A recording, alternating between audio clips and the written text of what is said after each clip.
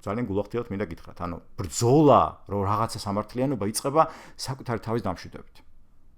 ანუ შენ თუ უსაფრთხოდ და მშვიდად არ იგზნე თავი და არ აგრძნობინე შენს გვერდით უსაყვარლეს ადამიანს ერთს, ორს, მეგობარს ასე შემდეგ და შენ თუ აშინე მარტო ეს ადამიანები, როგორი საშინელებები, ეს საშინელებები კიდევ უფრო მოიმატებს და კიდევ უფრო მეტ საშინელებებში გადაიზრდება. იმიტომ რომ კიდევ ერთხელ ვიძახე, ასე არის მოწყობილი სამყარო, ეს მზე ამოდის და ჩადის, ასეთნაირად არის. ანუ რისიც გეშინია და იმას აპროექცირებ და ის მოდის მე ცხოვრებაში. კიდევ ერთხელ ვიძახე, ღიად გეი ადამიანი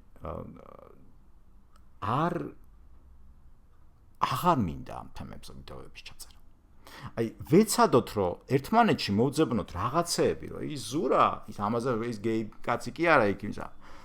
ვიფიქროთ, რომ ეს ზურა რაღაც აგე ფსიქოლოგიაზე ელაპარაკა, რაღაც საინტერესო. აგე ის რაღაც იოგაზე თქვა რაღაც საინტერესო. მე შენზე უკვე რაღაც ჰომოფობი ხარ, არა ჰომოფობი ხარ, ეგრე კი არ უნდა დაგყო. ეგრე კი არ უნდა ვილაპარაკო, რომ შენ აბა ეს ხარ, აქეთ ხარ, რა მხარე? ჩემს გვერდით ხარ, სადღაც გამიღიმე, კარგად რაღაც მომემსახურე ასე შემდეგ. რა ადამიანური ურთიერთობა არის. სოციალური ვირტუალური სადღაც ეს დროშების ჩარჭობა აქეთ-იქით და მე ამ დროშა აბა ვისი აჯობებს, რაც არ უნდა კარგი მიზანი გედოთ გულში. ყველა ადამიანს, რომელიც რაღაც დამყოფ სხვადასხვა მხარეზე აღმოჩნდება, ხომ მეგონია, რომ აი ის არის მარტო და მას აქვს მხოლოდ და მხოლოდ სწორი წარმოდგენა და მისი მოვალეობაა, რომ ბოლომდე რაღაც გააკეთოს.